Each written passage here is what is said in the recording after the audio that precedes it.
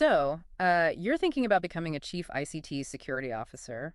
It's not just about being good with tech stuff, it's like being a leader in a digital battlefield that's always changing. We're going to do a deep dive into your Intel career paths, the skills you need, even how AI plays a part to really figure out what it takes to not just get this job, but to be amazing at it.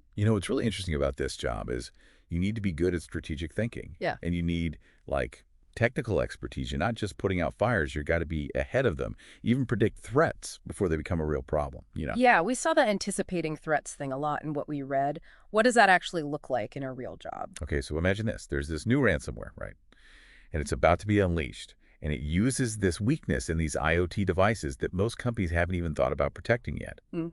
A chief ICT security officer would need to already be ahead of that, see that weakness coming, and build those defenses before the bad guys even strike. Man, that's some next level stuff. So they're basically guarding the company's crown jewels, but like digitally. So how do you even begin to climb the ladder to become a Chief ICT Security Officer? Well, a lot of people think you just got to be a tech genius and then boom, you're in the C-suite. But it's not like that. This job needs leadership, strategic thinking, and being good at communicating with people. And that all comes with time, going through different cybersecurity jobs. The stuff you gave me actually lays out those steps pretty clearly, kind of like leveling up in a video game. Could you break that down for us? Sure. So usually you start out as a security analyst, maybe right out of college or with a little bit of experience. Think of them like detectives, always watching for anything suspicious, checking out security breaches, and doing vulnerability testing. They're the ones in the trenches. They're getting their hands dirty with all the tech stuff. So what's the next step up from there? From there, you could move up to security engineer. This is where you stop just finding weak spots and start actually building and putting in place the stuff to stop them. Think firewalls, systems that spot intrusions, security audits. You're building the defenses. So you're not just understanding the threats anymore, you're actually building the systems to stop them. That must need a whole other level of skills. And it's not all about the techie stuff at this level, right? I mean, the stuff we read said being a good communicator is super important now. Yeah, for sure. At this point, you're kind of like the bridge between the tech world and everyone else in the company. A security engineer needs to be able to explain those brainy tech things to their coworkers in a way that actually makes sense, keeps it short and sweet and matters to their jobs. Because if one part's weak, the whole system can crumble, right? And a lot of times, that comes down to people understanding what's going on. You got it. You could have the best, most expensive firewall in the world, but if someone clicks on a phishing link, it was all for nothing. That's why talking to each other and working together is so huge. And that takes us to that next step, security manager. Okay, so now we're talking less about the little things and more about the big picture strategy, right? What makes a security manager different? It's a big jump. Now, you're not just following someone else's security plan. You're the one creating it and running the show. Think risk assessments, those security audits, making sure you're following all the industry rules, and being the boss to a whole team of security pros. The buck stops with you. Sounds like being a good leader is a must-have at this level. It's not enough to know security. You got to lead a whole team of experts. You got it. You need to know how to get your team pumped up, give people the right jobs, and make tough calls when things get crazy. And of course, you still got to be a good communicator, both with your team and with the higher-ups, who might not get all the tech stuff. Speaking of which, we've got this huge stack of certifications here. CISSP, CISMM, CEH is like alphabet soup over here. What do those even mean when you're trying to climb this career ladder? And what should someone be going for? Yeah, I hear you. Those acronyms can be a mouthful. Think of certifications like a way to show off what you know to people who might hire you. It shows you're serious about getting better at your job and that you really get the best ways to do things in the cybersecurity world. But which ones actually matter? Is it like collecting them all, or are some worth more than others? It's not about how many you got. It's about having the right ones. Each one focuses on different parts of cybersecurity, so you got to pick the ones that match up with what you want to do in your career and what those jobs actually need. Okay, so let's break down a couple of the big ones. We see CISSP everywhere. What does that one tell someone who's looking to hire you? CISSP, or Certified Information Systems Security Professional, is like the gold standard for security people everywhere.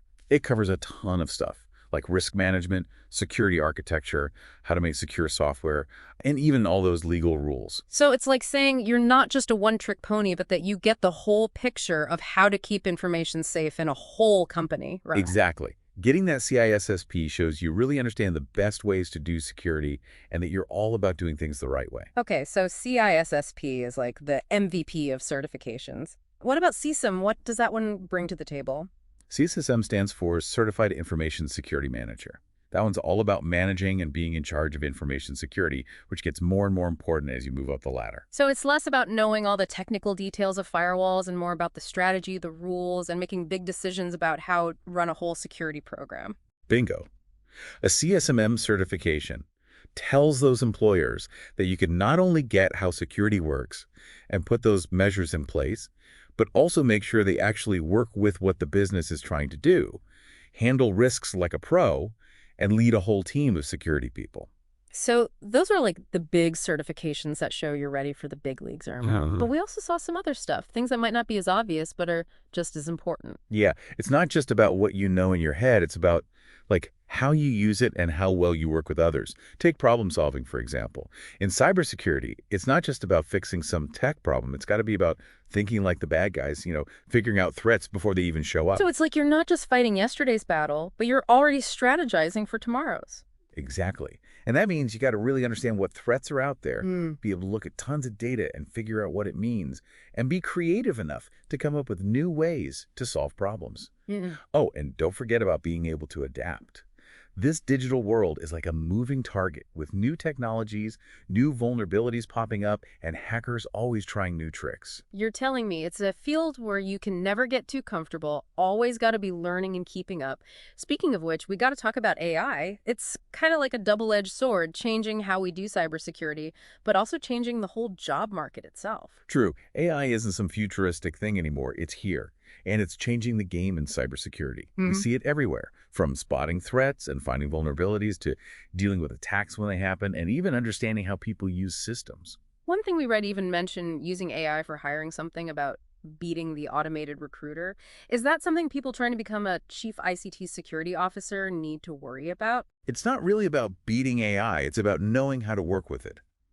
These AI tools can look at huge piles of resumes and job descriptions and see patterns and keywords that humans might miss. So AI could actually help someone get their dream job in cybersecurity. Totally. Remember RoleCatcher, that tool we talked about?